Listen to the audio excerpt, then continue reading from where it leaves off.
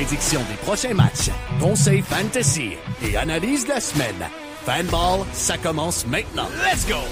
Et c'est parti pour un épisode de Fanball, déjà épisode numéro 17 de la saison 3. Très hâte de vous parler de mon week-end à Trois-Rivières. J'ai eu la chance de faire la description et l'analyse avec Paternel au Bol d'Or à Trois-Rivières. Donc, c'est un peu le Super Bowl, mais pour le football scolaire au niveau secondaire et collégial. On a fait 5 matchs durant le week-end. Donc, vraiment belle expérience. Sinon, bien sûr, on va revenir sur les matchs de la NFL parce qu'il y en a plusieurs là, qui ont eu lieu en fin de semaine. Et ces matchs ont bien sûr attiré mon attention parce qu'il y a eu une des plus grosses surprises, je pense, depuis le début de la rencontre. Donc, tout ça là, à l'émission Fanball cette semaine. Et je commence l'émission en vous parlant, bien sûr, de mon week-end à Trois-Rivières pour le Bol d'Or. Donc, comme je le disais en introduction, le Bol d'Or, c'est vraiment le Super Bowl pour le football secondaire et le football collégial. En même temps, ça tombe que c'est le week-end de la Coupe Grey, les demi-finales au niveau national et universitaire. Donc, vraiment, c'est comme le plus gros week-end de football au Canada et au Québec, à l'exception de la finale universitaire qui a lieu la semaine prochaine. Le reste, c'est les grandes finales pour le football canadien. Et c'est une bonne chose que ça a lieu là, mi-novembre et non mi-février, parce que déjà au mois de novembre à Trois-Rivières, il y avait énormément de neige à l'extérieur, même que le match du dimanche, on avait 2 matchs au niveau juvénile Division 1 et cadet Division 1. Il y avait l'équipe du RSEQ et des programmes de sécurité du Cégep de Trois-Rivières là, qui ont eu chaud parce qu'ils ont travaillé très fort là, pour pelleter la neige, mais vraiment là, une belle expérience. J'ai les résultats là, pour les matchs juvéniles Division 1. C'est Saint-Jean-Eudes qui a remporté les grands honneurs. C'est un 3e bol d'or de suite. Donc, vraiment, là, ce qu'on fait là, dans cette école dans la région de Québec, là, c'est vraiment très bien. On a une formule gagnante et on continue de performer au plus haut niveau. Sinon, en Division 2, c'est les Aigles d'Or d'Albé Vio, vraiment là, qui a connu tout un match. Là, vraiment, c'était la meilleure équipe juvénile Division 2 cette année et ils l'ont prouvé là, lors de la grande finale qui avait lieu vendredi après-midi. Et pour le juvénile, pour le cadet Division 1, le match était dimanche, aussi dans la neige. C'est finalement le Collège Bourget là, qui a remporté les grands honneurs avec 2 joueurs là, extraordinaires, là, le corps arrière et un des receveurs de passe, là, des joueurs polyvalents, assurément. Là, c'est le genre de joueurs qui pourraient passer au prochain niveau là, et les suivre pendant quelques saisons. J'espère qu'on va avoir la chance de pouvoir faire la description des prochains bols d'or avec ces joueurs-là là, qui vont faire partie de l'édition. Ça me rappelle que lors de ma première édition, je pense que c'était il y a 5 ans, l'équipe qui avait remporté le juvénile Division 1 au niveau secondaire, il y avait un certain corps arrière qui avait battu le Collège Charlemagne en grande finale. Il se nommait Pépé Rodriguez et maintenant, il est avec les Carabins. Donc, on l'a vu avec Montmorency au niveau collégial et par la suite là, avec les Carabins de l'Université de Montréal cette année. Comme joueur recru, il est un des joueurs par excellence là, du circuit universitaire. Donc, c'est le fun de voir justement ce talent continuer de se développer année après année. Et à chaque année, là, avec mon père, on a toujours le même verdict là, en disant qu'il y a énormément de talent là, au Québec. On est très chanceux d'avoir justement là, des bons programmes qui réussissent à les encadrer et de développer ces athlètes-là. Souvent, là, on a beau juger au niveau professionnel de dire « Ah, ben là, il y en a plus des joueurs américains, des joueurs dans l'Ouest, ontariens. » Mais au Québec, depuis quelques années, là, on sent qu'on a vraiment là, on a des bonnes personnes en place à la tête de ces programmes-là, que ce soit universitaire, collégial ou secondaire, et on développe le talent d'ici. C'est vraiment toujours très impressionnant. Sinon, pendant le week-end, on a aussi fait Division 2, Division 3 au niveau collégial. On n'a pas fait le match Division 1 parce qu'il était présenté à TVA Sport. Donc, c'était une autre équipe. Mes collègues de TVA Sport qui ont fait la description du Division 1 pour le match du vendredi soir. Mais pour le match Division 2 et Division 3, le lendemain, donc le samedi, j'ai eu la chance de faire la description avec mon père François là, pour justement ces deux catégories. Et en Division 2, c'est Saint-Hyacinthe qui a remporté encore une fois un troisième bol d'or de suite. Et on a discuté avec l'entraîneur en début de rencontre. Le programme de Saint-Hyacinthe en Division 2 a été créé en 2014. Et lors de l'année 2014, l'équipe de Saint-Hyacinthe, les lauréats, avait marqué au total de la saison un gros 0 points marqués pendant toute la saison. Imaginez comment que la saison devait être longue pour les lauréats de Saint-Hyacinthe, mais le programme, les entraîneurs, l'équipe d'entraîneurs n'a pas baissé les bras. On a continué à travailler fort et à continuer à recruter, à développer nos athlètes, tellement que cette année, lors du match de demi-finale, l'équipe n'avait pas accordé de points à l'autre équipe pas accordé de points en demi-finale à leur adversaire. Et par la suite, en grande finale, Saint-Hyacinthe a montré tout son talent là, pour battre justement leur adversaire en grande finale. Pour ça, c'est pour la Division 2. Et en Division 3, qu'est-ce qui était plaisant en Division 3? C'était qu'on avait deux équipes. C'est la 49e édition du Bol d'Or. Et en Division 3, on avait deux équipes qui avaient une chance de remporter un premier Bol d'Or de leur histoire. On parle des Gaulois de la Pocatière et des Griffons du Cégep de l'Outaouais. Pour la Pocatière, c'était une première finale en 49 ans pour la formation parce que leur dernière finale était en 1976. Et un des joueurs de l'équipe des Gaulois de la Pocatière en 1976, vous comprendrez que est un peu plus âgé en 2025, ben son fils est l'entraîneur-chef des Gaulois de la Pocatière. Mais malheureusement, là, c'est abaissé pavillon là, contre les Griffons du Cégep de l'Outaouais. D'ailleurs, le Cégep de l'Outaouais, c'était une deuxième finale de suite. Et l'année dernière, on menait pendant presque 3/4 de la rencontre pour finalement se faire remonter là, contre les Gaillards de Jonquière. Et on avait perdu, échappé carrément le bol d'or là, en fin de rencontre.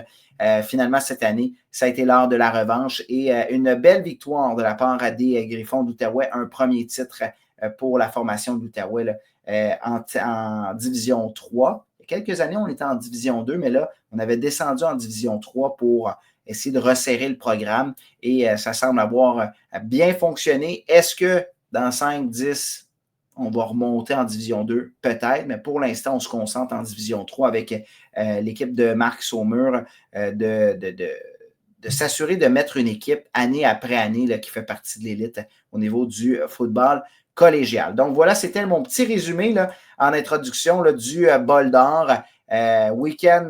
Et on dit tout le temps, là, on faisait des blagues en fin de semaine. Il y en a qui font des voyages père-fils de pêche, de chasse. Et nous, ça a été de football et de description, là, justement, là, pour le compte du RSEQ, bien sûr, le réseau du sport étudiant au Québec, mais également pour TVGO. Donc, c'est un grand merci à toute l'organisation de TVGO là, d'avoir organisé le tout. Là. Donc, c'est TVGO qui s'organise là, pour faire cette diffusion en direct. C'est toute une organisation professionnelle. Là. On a des caméramans, des réalisateurs, là, un gars sur le son.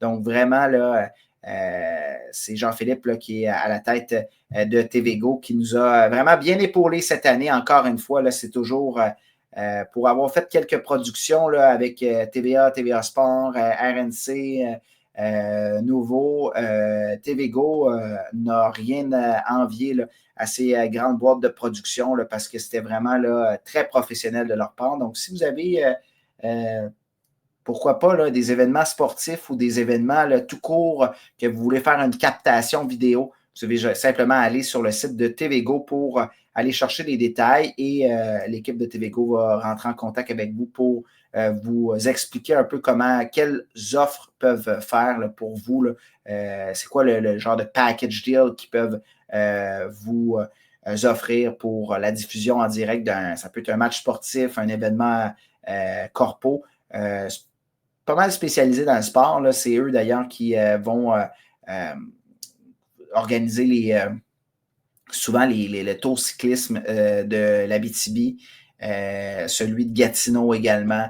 On a plusieurs événements là, au niveau des sports de combat qu'on organise. Là, on avait le football en fin de semaine. Donc, vraiment là, très diversifié là, comme équipe. Les caméras sont à la fine pointe de la technologie. Donc, vraiment là, un compte-rendu exceptionnel. Si vous voulez revoir les matchs, dans les prochains jours, ils seront disponibles sur YouTube, sur le site Internet du RSEQ.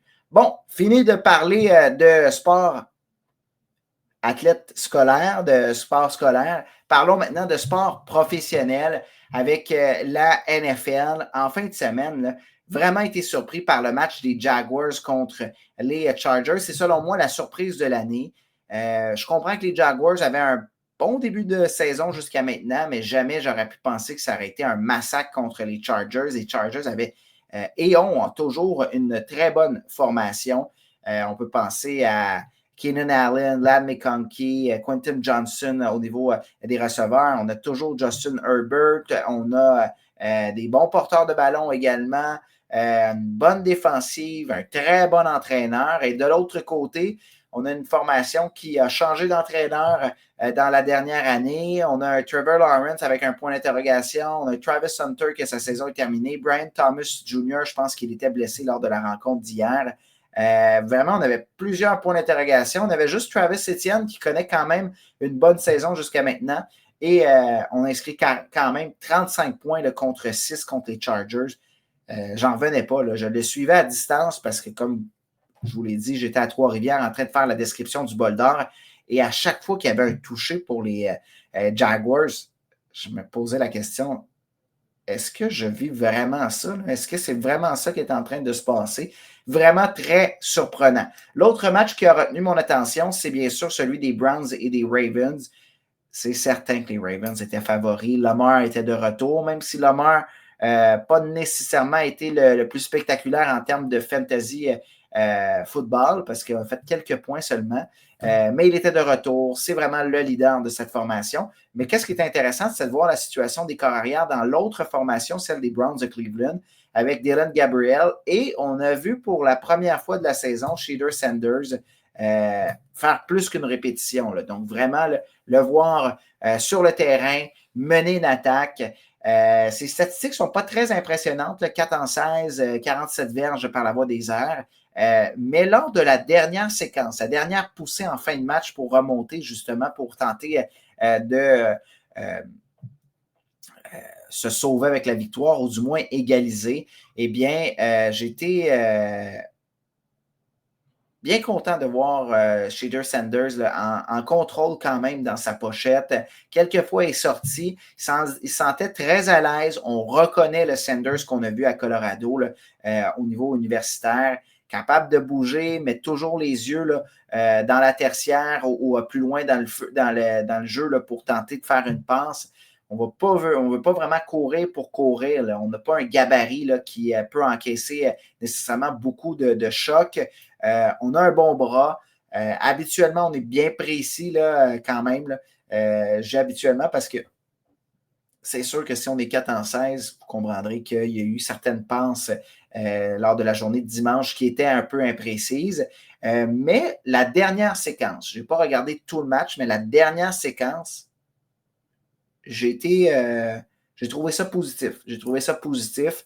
On a complété peut-être 3 passes là, sur les 4 dans la dernière séquence. On a peut-être tenté une 7 passes là, peut-être sur la dernière séquence. On l'a vu à quelques fois rouler, de sortir de sa pochette, tenter une passe en mouvement. Ça a fonctionné. Des fois, les couvertures étaient serrées de la part des Ravens. Mais j'avais comme l'impression qu'on avait un dynamisme supplémentaire que ce qu'on a avec Dylan Gabriel à titre de corps arrière. Pourtant, Gabriel fait quand même un bon travail là, avec les Browns. C'est pas...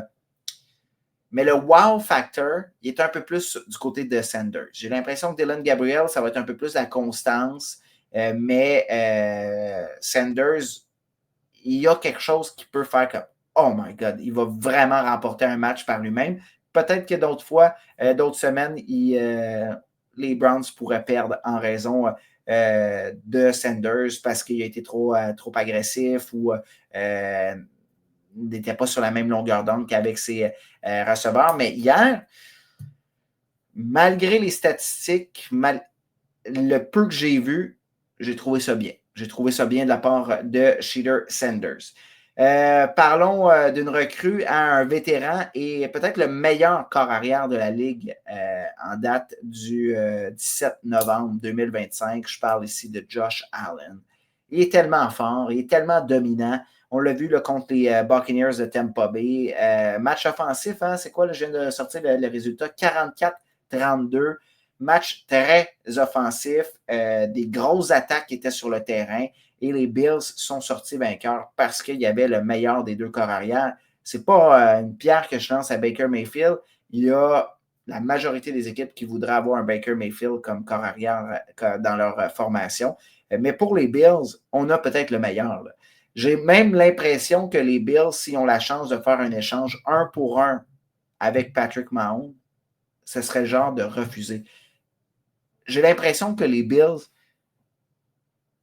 pensent qu'ils ont le meilleur corps arrière de la Ligue. Puis, c'est avec raison. Je ne crois pas qu'on pourrait échanger un joueur 1 contre Josh Allen aujourd'hui.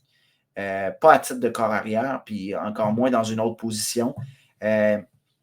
Il est tellement fort, là, physique, à un bras, là, on l'a vu là, de manière, là, il était comme au milieu de terrain, il sort de sa pochette, a décidé de garrocher un plomb, là, pas une ballonne là, où les défensives ont le temps de s'ajuster, là, un laser là, jusqu'à son receveur de passe touché. Quel jeu là, de la part de Josh Allen. Il est vraiment plus fort que tout le monde.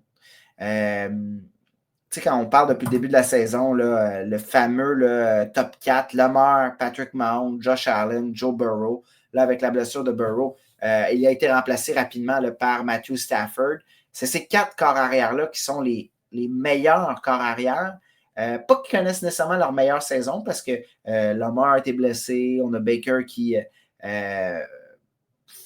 frôle justement l'élite présentement. Daniel Jones qui connaît une bonne saison, Drake May aussi, mais au niveau du talent brut là, et d'année après année, là, c'est vraiment là, Josh Allen qui est au sommet là, de cette ligue. Et lorsqu'on est au sommet de la ligue, surtout quand c'est une ligue de corps arrière, ben là, automatiquement, on a une chance de remporter des matchs semaine après semaine. Les Bills se retrouvent avec 7 victoires, 3 défaites. Je pense qu'au niveau du moral, battre les Bucks, ça va replacer l'équipe, sans dire que leur confiance était détruite. Avec une défaite contre, entre autres, les Dolphins, les Pats, 2 défaites en division, ça avait fait mal là, au moral des Bills. Là, on bat les Bucks, une grosse équipe. Au début de l'année, c'était peut-être un des matchs qui était encerclé parce que les Bills, comme les Pats, les Dolphins et les Jets, cette division-là a vraiment un calendrier facile. Et on avait sûrement encerclé le match des Bucks en disant ça va sûrement être un des gros matchs, un des gros adversaires cette année et on va espérer une victoire. Ben là, on peut dire mission accomplie. Est-ce qu'on avait dit sûrement une défaite contre les Dolphins puis une défaite contre les Pats à Buffalo? Je ne penserais pas. Mais au moins, on a cherché cette victoire-là. Donc, pour le moral, pour les Bills, c'est vraiment très intéressant. Ce qui m'amène à vous parler de mon top 6 cette saison, ben, à vrai dire, cette année et cette semaine. Mon top 6, il y a quelques changements. Vous allez voir, au niveau de la 6e position, avec la défaite des Chiefs de Kansas City, je les ai fait sortir du top 6 et j'ai les Colts à la 6e position. Toujours une fiche quand même là, de 7-8 victoires jusqu'à maintenant pour les Colts. Une équipe dominante, surtout au niveau du sol, avec Jonathan Taylor. On était en congé cette semaine. Je le sais parce que j'ai perdu mes semaines de fantasy football parce que je n'avais pas Jonathan Taylor qui me donnait 45 points par semaine comme depuis le début de l'année. Donc, c'est-tu fâchant? Hein? J'ai perdu par 2 points dans un pool, par 4 ou 5 dans un autre. Passé si près, mais là, c'est ça la différence. Hein? Lorsque tu as ton ton meilleur joueur de la saison jusqu'à maintenant avec Christian McCaffrey qui ne joue pas. Automatiquement, j'étais un peu plus faible au niveau de la position des flex. J'ai eu des blessures aussi. J'attends le retour de Brandon Ayuk qui devrait, j'espère, arriver pour les éliminatoires, pour mes éliminatoires, pas les éliminatoires de la NFL, pour me replacer, me redonner un peu plus de profondeur à la position de receveur de passe. Mais oui, passer si près et s'incliner, là, c'est là que tu te dis, j'arrête-tu de faire partie de telle personne. Des fois, c'est juste un coup de chance. Et ça ne tombe pas pour toi. Donc, mais les Colts, 6e position. Avec la victoire, les Bills reviennent dans le top 6. Josh Allen, je pense qu'on n'a pas le choix de le respecter. Donc, je lui donne la 5e position de ce décompte. Pour ce qui est de la 4e position, j'ai hésité longtemps et je décide de le donner aux Patriots. Patriots qui ont la même fiche que les Broncos. Les Broncos, je leur donne la 3e position. Les Patriots, c'est parce que le calendrier est un petit peu plus facile, mais on a quand même connu des bons matchs. On a battu les Bills, battu les Bucks. On a battu de bonnes formations, mais on a échappé des matchs en début de saison qui fait en sorte que c'est pas à cause des matchs qu'on a échappé en début de saison, mais quand je regarde les matchs des Pats, c'est toujours des matchs extrêmement serrés. Une possession, là, ça va bien là, depuis 2 semaines. Là. C'est des matchs, mais on a battu par une possession les Panthers de la Caroline. Même si on a une fiche positive, là, je pense qu'ils sont à 6 et 5, les Panthers. Selon moi, ils ne font pas partie de l'élite. Donc, battre les Panthers par 1 ou 2 points, je ne considère pas ça comme vraiment là, une victoire là, qui lance un message à la Ligue. La victoire contre les Bills et contre les Bucks, ça, par contre, c'était des victoires qui étaient beaucoup plus significatives pour les Patriots. C'est pour ça qu'ils sont rendus quand même 4e dans la NFL, selon mon top 6. Numéro 3, les Broncos. Selon moi, si demain matin, il y a un affrontement Broncos-Patriots, je donne un léger avantage à la formation des Broncos. La défensive, un peu meilleure, et surtout qu'on a eu Williams qui est sur la liste des blessés là, à long terme pour les Patriots, ce qui fait en sorte qu'on est un petit peu moins fort là, au niveau de la défensive pour les Patriots depuis cette blessure.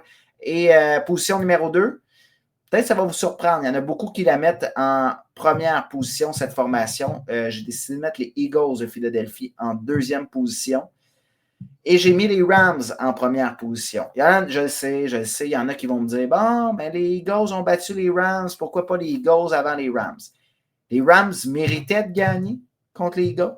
C'est un botté bloqué à 3 secondes. Les Rams auraient gagné ce match-là. Et je pense que s'il y a un autre affrontement entre les deux équipes, les Rams vont sortir vainqueurs. Même si les Eagles se sont replacés au niveau de la défensive, je pense que la distraction de A.J. Brown va finir par coûter un match aux Eagles. Et les Rams, je ne vois pas comment ils pourraient perdre. On a Matthew Stafford qui joue une saison digne d'un MVP. On a un Puka Nacua qui est fort. Davante Adams, Karen Williams, défensif qui est resserré. On a, selon moi, comme je vous le dis tout le temps, top 2 des meilleurs entraîneurs, si ce n'est pas le meilleur entraîneur de la Ligue en Sean McVay. J'ai plus confiance en McVay qu'en Sirianni, même si l'entraîneur des Eagles est à 2 présences au Super Bowl et dont une bague. Donc, c'est ça. Même peut-être 2 bagues. Ouais, les Eagles. En tout cas, 2 bagues, les Eagles. Ouais. Pas mal sûr, hein? Eagles, faire une petite recherche. Google, ils se sont rendus en 2023 puis 2025. Puis ils avaient gagné. C'était pas Sirianni qui était là un peu plus tôt, là, 2017-2018, là, avec Jason Kelce. Donc, 2 présences au Super Bowl, 1 Super Bowl. J'ai pas le choix de mettre les Rams juste un petit peu avant. Là. Ils sont comme ici. Là. J'aimerais ça avoir un affrontement. Assurément qu'on risque de les voir en éliminatoire, croiser le fer à nouveau. Ça fait en sorte que on a plusieurs bonnes équipes par la suite. Là. On a comme les 2 puissances dans la nationale, Eagles-Rams. Par la suite, on a un tapon d'équipes. Là. On parle 49ers, Seahawks, Bears, Lyon, tout là, je te dirais que le reste du top 10, là, je vous ai parlé du top 6, mais de position 7 à 10, j'ai l'impression que c'est tout dans le national. Puis de l'autre côté, l'américaine, c'est les meneurs de chaque division. Ça tombe de même cette année, mais les Broncos, les Patriots, pas les Bills sont là. Les Colts, c'est les Steelers qui ne sont pas là. Puis j'ai décidé de mettre les Bills. Selon moi, s'il y a un affrontement entre les deux équipes, c'est les Bills qui sortent vainqueurs. Donc voilà ce qui met fin à cette émission Fanball. On a un match qui commence dans 20 minutes entre les Cowboys et les Raiders. Pas de surprise, les Cowboys vont remporter la rencontre. Les Raiders, on sait, hein, c'est plus difficile cette année. Donc, victoire des Cowboys lundi. D'habitude, j'ai mon petit super là, qui me l'indique, mais bon. Ouais, pas de surprise là. Je suis content de revoir CeeDee Lamb en confiance. Dak Prescott qui lui lance le ballon là, à la tonne pour les gens qui l'ont dans leur fantasy football. Vous êtes vraiment très content de revoir CeeDee Lamb. Et je pense que CeeDee Lamb, c'est peut-être le receveur avec Puka Nacua qui est, il y a Puka Nacua puis Amari St. Brown. Puis par la suite, le troisième meilleur là, cette année, CeeDee Lamb. Plus constant qu'un Ja'Marr Chase, qu'un Justin Jefferson, ou qu'on ne sait jamais si ça va être un 35 points ou un 12 points. Là. On dirait que CeeDee Lamb, c'est 20 points à chaque semaine assurés. Donc, souvent, c'est intéressant d'avoir ce genre de performance. Merci d'avoir été à l'écoute. On se retrouve la semaine prochaine pour un autre épisode de Fanball.